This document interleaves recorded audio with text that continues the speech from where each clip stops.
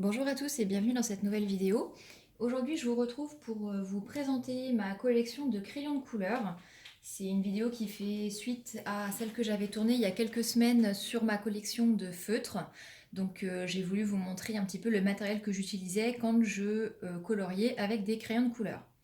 Donc pour vous replacer un petit peu le décor, en fait j'ai toujours aimé, déjà toute petite, j'étais très branchée travaux manuels, coloriage, etc. Donc j'ai toujours eu des crayons, des feutres à la maison, je coloriais beaucoup. Et puis j'ai commencé un petit peu à m'acheter des livres d'art-thérapie quand ça a commencé à sortir, donc il y a vraiment assez longtemps, il y a plusieurs années de ça. Et je coloriais dedans uniquement au feutre, je n'utilisais pas du tout les crayons de couleur. Voilà, je coloriais vraiment pour me détendre, je faisais pas d'effets, je n'avais pas de technique, etc. Et puis cette année, vers le mois de juin, juillet à peu près, j'ai commencé à me remettre dans le coloriage de façon un petit peu plus sérieuse. Et puis j'ai commencé à regarder des chaînes YouTube de colorieuses qui m'ont vraiment donné envie de passer à autre chose et de ne pas colorier uniquement avec des feutres, même si j'aime toujours beaucoup ça. Voilà, donc j'ai commencé à colorier au crayon de couleur. Donc comme beaucoup de monde, au départ j'avais des crayons de couleur qu'on peut acheter en grande surface, style Mapette Color Peps, voilà, enfin vraiment des crayons, on va dire, bas de gamme, ouais, milieu de gamme, on va dire. Et puis rapidement j'ai eu envie de passer à autre chose. Donc je vous montre au départ, j'avais uniquement une seule trousse avec mes crayons de couleur. Donc il s'agit d'une trousse comme ça que je me suis achetée sur Amazon. Il y en a plein de styles différents. Donc j'avais uniquement cette trousse. Et dans cette trousse, hop, si je vous la mets à l'endroit, ça sera mieux. J'ai en fait des crayons de couleur que j'ai récupérés à ma mamie qui aimait beaucoup les arts plastiques, qui faisait beaucoup de peinture, etc. Et j'ai retrouvé une boîte de crayons à elle. Je pense que c'est une boîte qu'elle avait dû acheter à Lidl il y a très longtemps. Il n'y a pas de marque en fait sur les crayons et j'ai utilisé ça pendant un petit moment. Ensuite, j'ai aussi retrouvé dans ses affaires des crayons Faber-Castell, donc qui sont de très bons crayons, mais qui sont, on va dire, des crayons d'écolier de chez Faber-Castell. Donc ça reste que c'est une bonne marque, hein, c'est Faber-Castell, mais les choix de couleurs n'étaient pas énormes. Et puis j'ai voulu passer à autre chose assez rapidement, hein, vous savez comment c'est, on regarde les autres chaînes et puis on voit plein de choses qu'on a envie d'essayer. Donc du coup je suis passée à autre chose. Donc là j'ai la fin des crayons. Et puis ici j'ai aussi des stabilos aquacolor, donc qui sont là. Et ici au début, que j'utilise pas beaucoup, je dois l'avouer. Il faudrait que j'essaye de les utiliser un petit peu plus. Et là, il y a des crayons aussi aquarellables, pardon, de chez Action, que j'ai très peu utilisé parce qu'en fait, je me suis rapidement acheté d'autres matériels. Donc du coup, c'est vrai que j'ai un petit peu délaissé ce qui était dans cette trousse. Mais en gros, voilà avec quoi j'ai démarré en rajoutant donc je vous dis des mapettes de Color Peps et des crayons que j'avais dû acheter à Monoprix ou à Carrefour, voilà. Donc j'ai colorié avec ça pendant un petit moment. Et puis quand j'ai voulu passer à autre chose, je me suis acheté, je les ai mis dans une trousse comme ça que j'ai aussi acheté sur Amazon. Je me suis acheté les Gournouis. Donc le pack de 160 qui coûte une trentaine d'euros sur Amazon. Donc je les ai mis dans cette trousse, ils sont pas hyper bien rangés. J'avoue que je suis pas une pro du nuancier et des crayons très bien rangés. Donc ces crayons-là, ils sont vraiment pas mal parce que déjà au niveau du prix, ils sont quand même assez abordables, mais ils sont quand même de meilleure qualité que d'autres crayons qu'on peut trouver à peu près dans les mêmes gammes de prix, style Zenacolor sur Amazon. Donc il y a une très grande variété de couleurs et ça c'est vraiment appréciable quand on commence à faire du coloriage.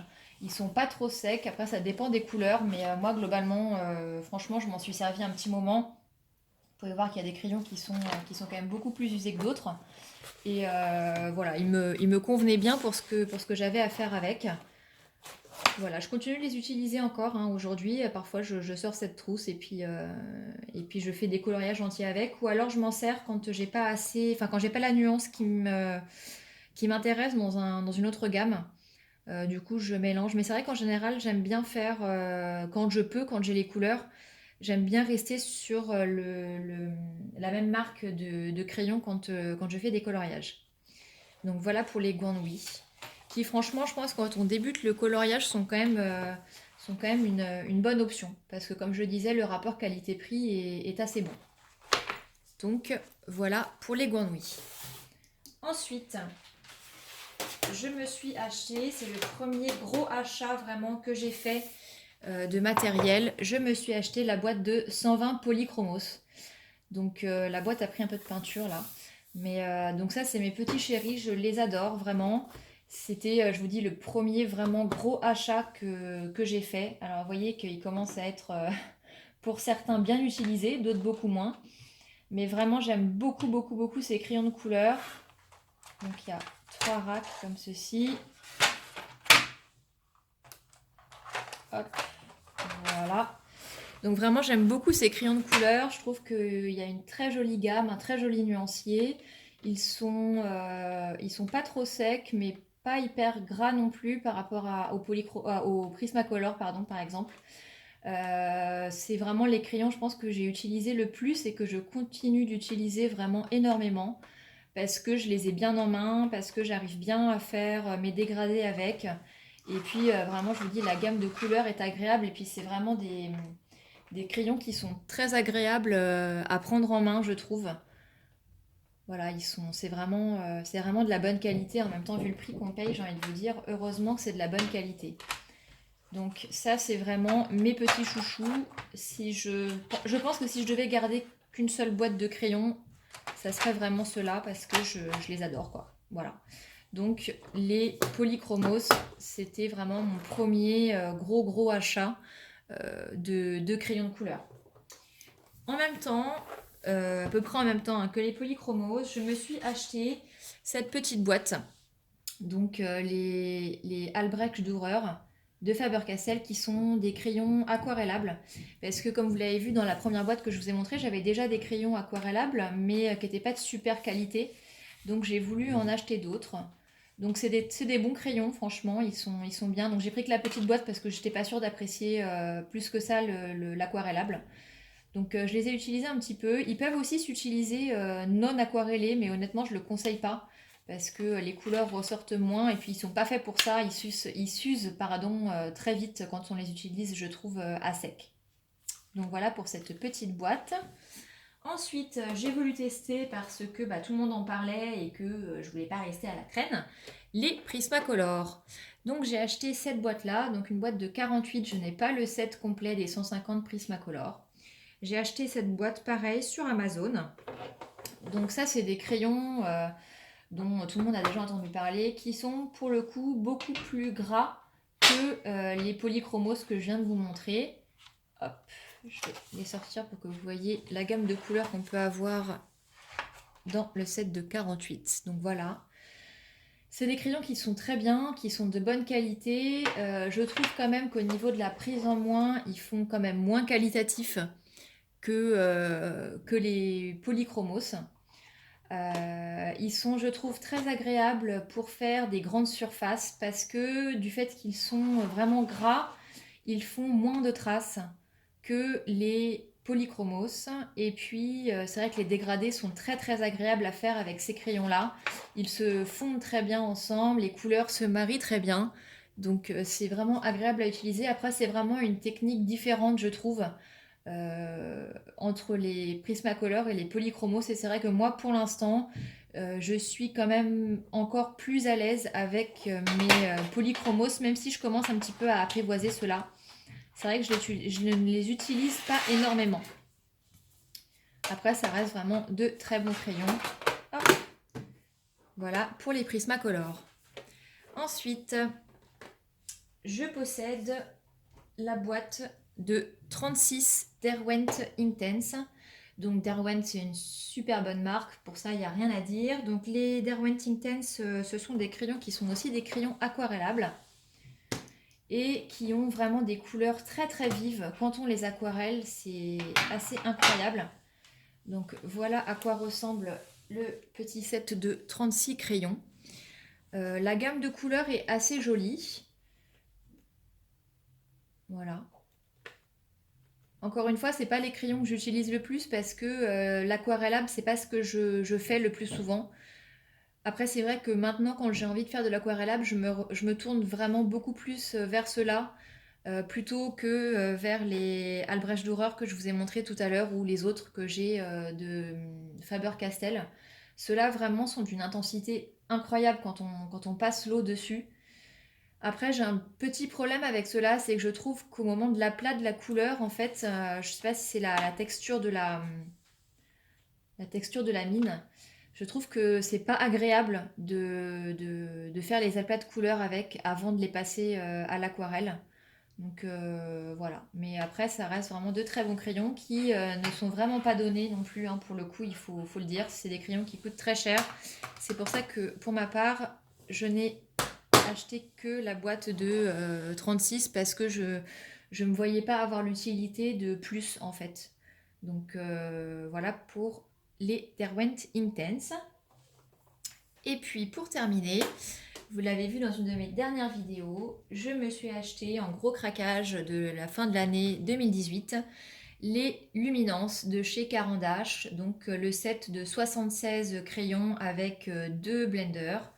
Donc j'ai fait une vidéo de présentation et de démonstration un petit peu plus en avant sur ma chaîne si ça vous intéresse d'aller la regarder.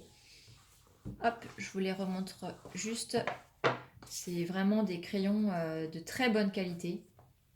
Vraiment, quand on les prend en main, on sent vraiment la qualité du crayon. La mine est hyper onctueuse.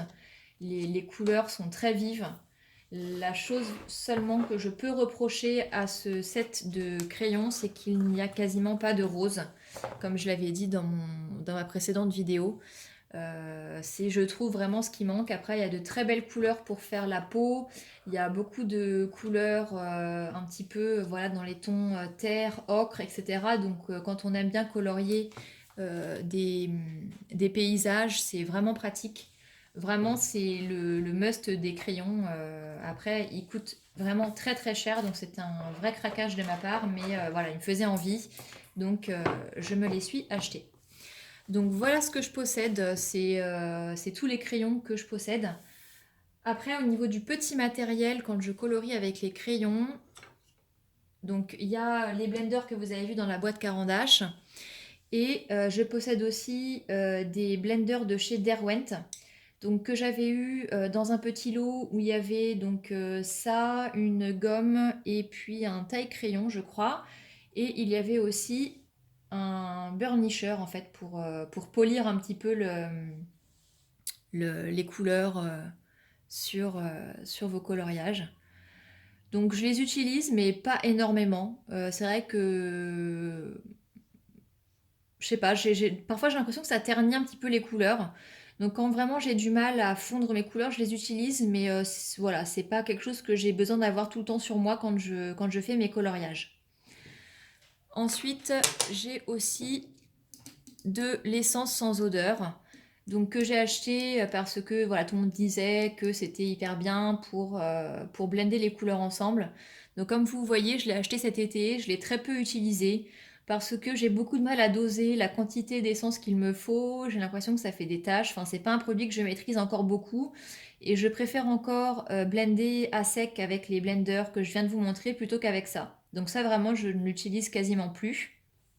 Autre matériel que j'ai testé, il s'agit de la vaseline.